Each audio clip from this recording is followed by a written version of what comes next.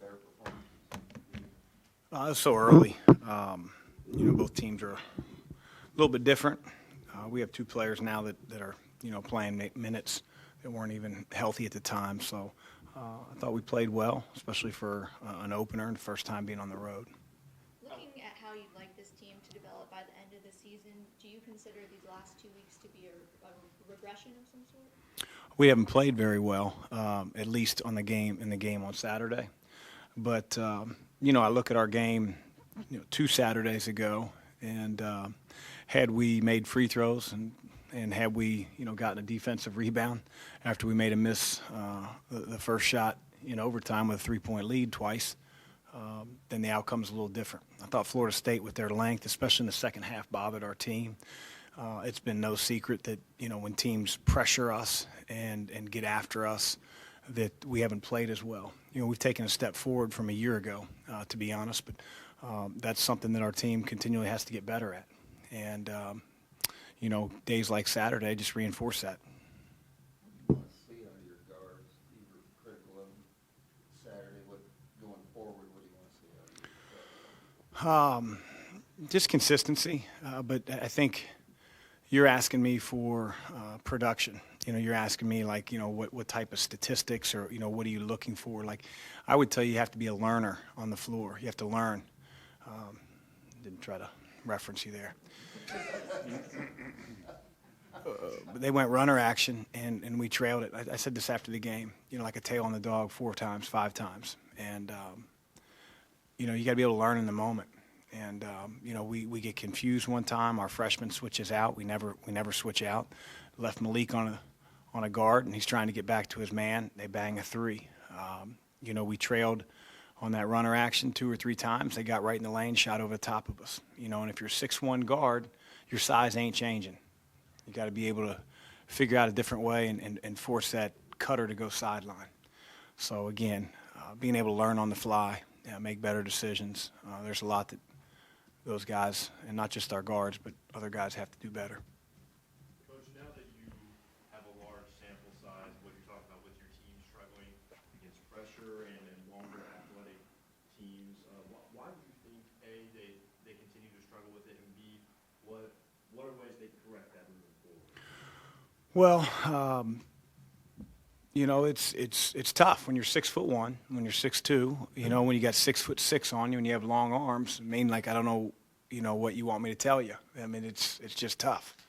But at the same time, we've got to be better. We've got to be tougher. We've got to be stronger with the decisions that we make. In the first half, we had 5 turnovers.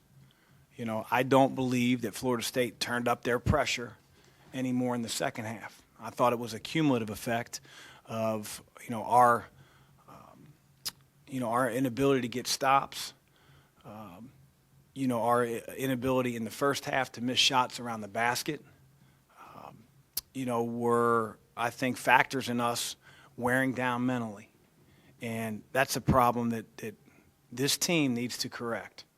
It's between the ears. Nothing's changing with their size, and they have to understand that. Things have to change between their ears and in their chest cavity. And I've got to do a better job of figuring that out in practice and preparing them for those moments and that grind and being able to stay the same all the way throughout. I tell you this, that, I'm not down on our team. Our team practices hard every single day. I would be lying if I came in here and said, our team doesn't practice very hard. We get what we deserve. That's not true. Our team competes. We just have to be better, and we have to be more resilient when we're not better. And that was the disappointing thing on Saturday. I don't see, in my opinion, I don't see a trend. How we played against Kentucky was very different from how we played against Florida State. We were down 12 or 14 points on the road, and we had the grit and the toughness to come back, and we weren't reliant on Jordan. On Saturday, Jordan has maybe his best game of the year, and other guys didn't do what they needed to do. We have to be able to, like I said, be more resilient when things aren't going our way. And that's been an issue for 2 years, and it needs to get corrected. And if this team wants to have a better outcome than last year's team, they'll correct it. Do you find it somewhat puzzling with all the experience that you've got? Your top 6 players, top 7 players have 650 some odd games of experience. Do you find find it a little bit puzzling that they're not better in the areas that you were talking about? I don't know if that experience is what's lacking or what's stopping us. I mean, if you look at Stephen Enoch's experience, he didn't play a whole lot at UConn. He wasn't a factor. He wasn't on the floor end of games. You know, Dwayne Sutton, terrific player. I mean, he's a warrior. He was at UNC Asheville. No disrespect to that program. These are different games that he's playing in. You know, Ryan didn't play a whole lot in his first 3 years. You know, so that experience, it's one thing when you see it on the roster and you say, oh, fifth-year senior. But, like, you know, our guys have to be able to lead this team. You know, not play on the coattails of past teams. You know, they're on Louisville's team. They're going to go out being remembered as Team 106. And so we have to be able to be better. I have to be better. And I believe we're going to be better. I don't know how much attention you pay to social media, but the reaction to Saturday's game was pretty harsh.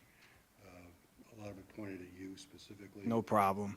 Is there a different kind of expectation here than at Xavier? Absolutely. No. That would be disrespectful of the place that I was at. You know, Xavier fans are as passionate as anybody in the country, let me tell you that.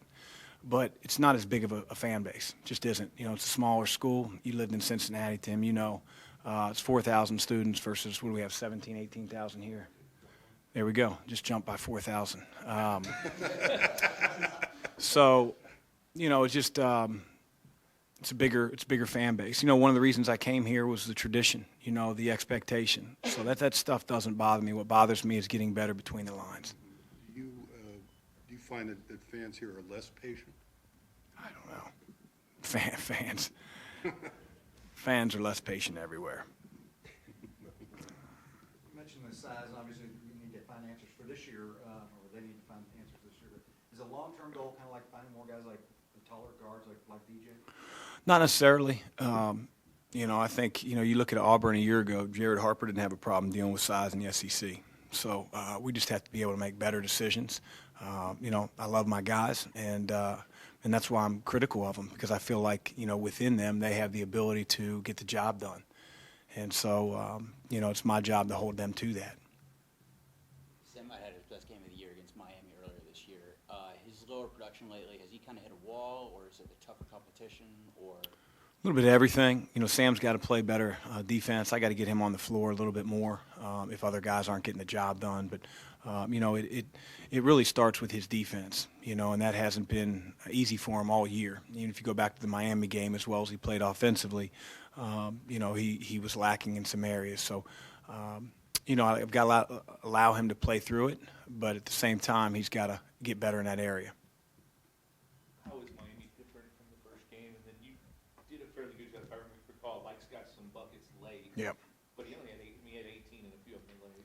Well, they had won before they lost to Duke the other day, 5 games in a row. You know, they go to Illinois and have them down, you know, almost 30 points. And so they're a team that, you know, really gives their playmakers a lot of freedom, you know, their guards a lot of freedom. Not just Chris Likes, who can, you know, instantly, you know, control a game, but also a guy like McGusty, who tries to play downhill. They isolate him all the time. Vasilovich, who might be the best three-point shooter in our league, was a one-man terror at Illinois.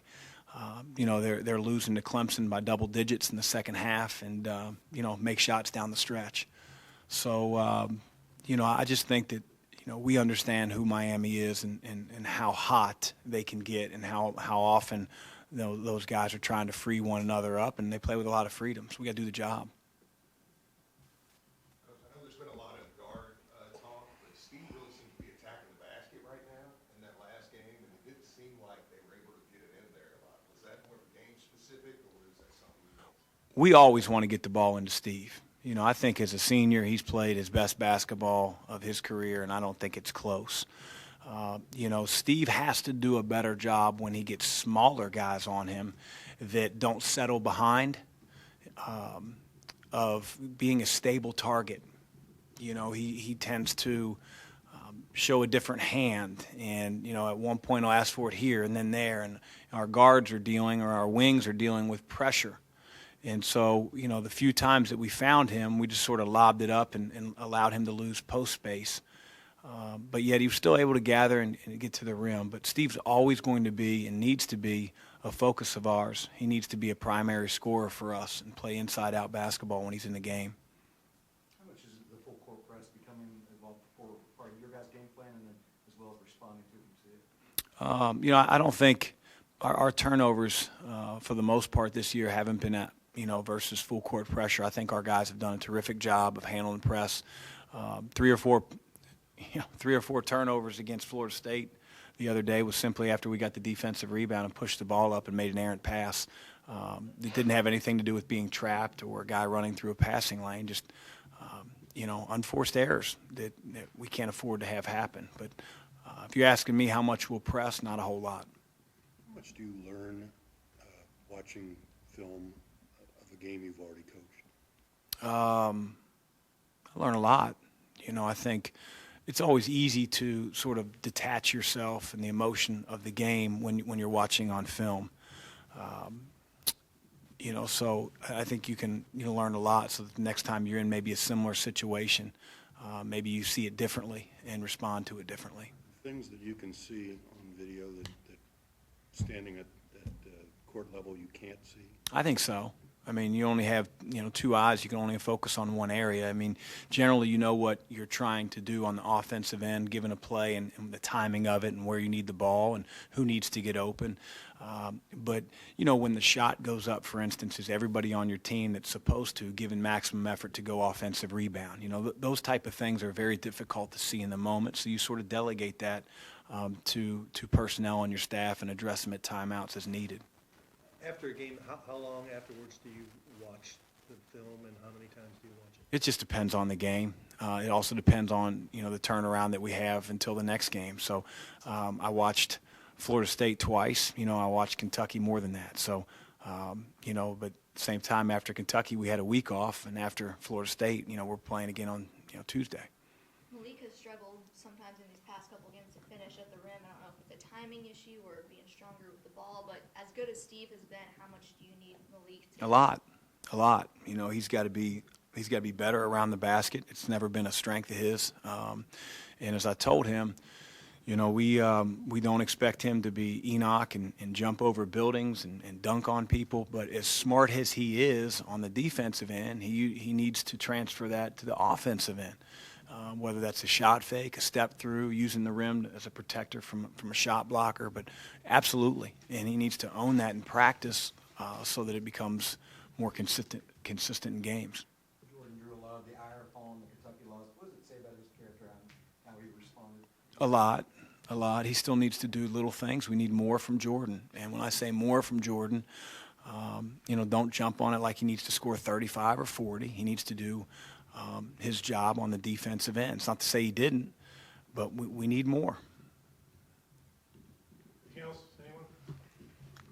Thanks.